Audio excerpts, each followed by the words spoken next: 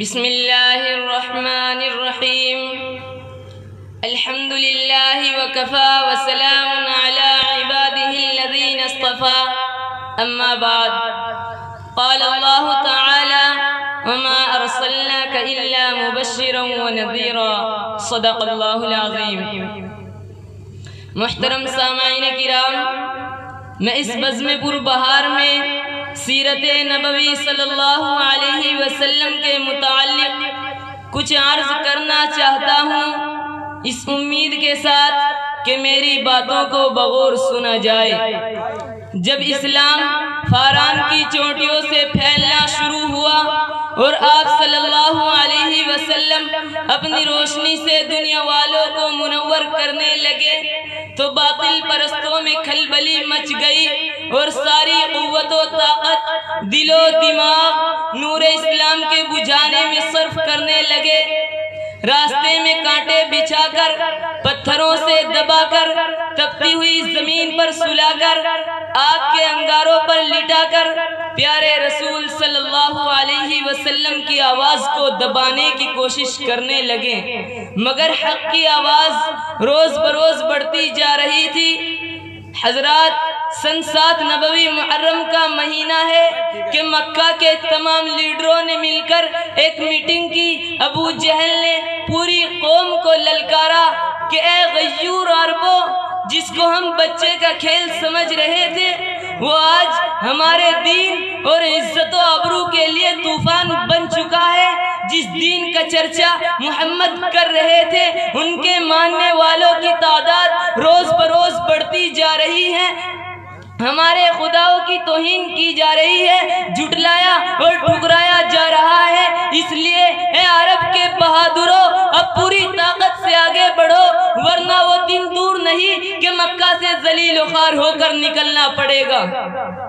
ابو جہل کی تقریر نے پوری قوم کو گرما دیا، طرح طرح کی تدبیریں پیش کی گئی۔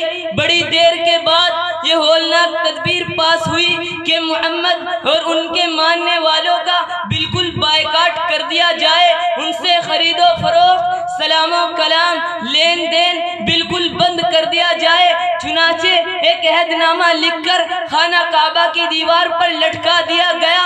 یہ پوری قوم کا فیصلہ تھا، اس کے خلاف کرنے کا کسی کو اختیار نہ تھا، کسی کی مجال نہ تھی۔ مسلمانوں کو شعب ابی طالب میں بند کر دیا گیا، راستے پر پہرے بٹھا دیے گئے۔ مسلمانوں میں بچے، بوڑھے، جوان، عورتیں سب تھی۔ کھانے کے سامان دھیرے دھیرے ختم ہو گئے، درختوں کے چھالے کھا کھا کر، کانٹے چبا چبا کر دن کاٹنے لگے۔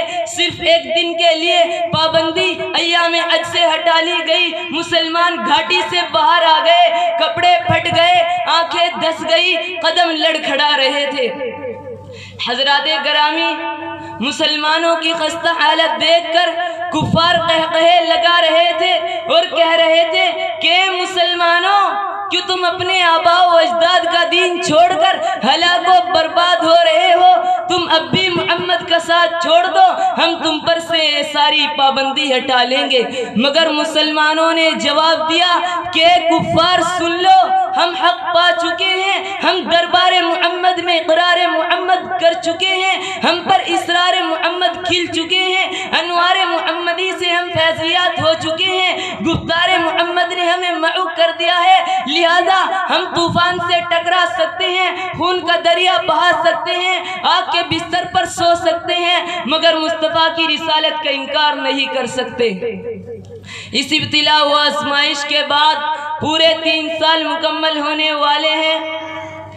اس ابتلا و آزمائش کے بعد پورے 3 سال مکمل ہونے والے ہیں۔ اس گھاٹی کا سب سے چھوٹا بچہ عقیل اچانک آنکھیں کھول کر اپنی امی سے کہتا ہے، ماں میں بھوک سے مر جاؤں گا، مجھ کو بچاؤ ورنہ میں مر جاؤں گا۔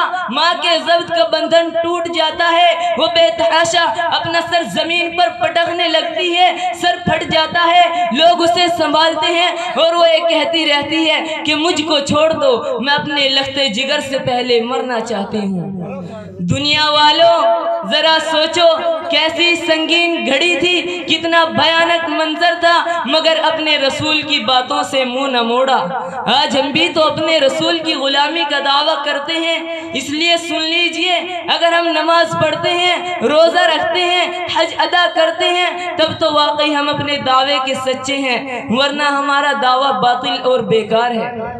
پہلے مسجدیں تھی کچی تو پکے تھے نمازی، پہلے مسجدیں تھی کچی تو پکے تھے نمازی، آج مسجدیں پکی ہیں تو کچے ہیں نمازی۔ وما علینا الا البلاغ۔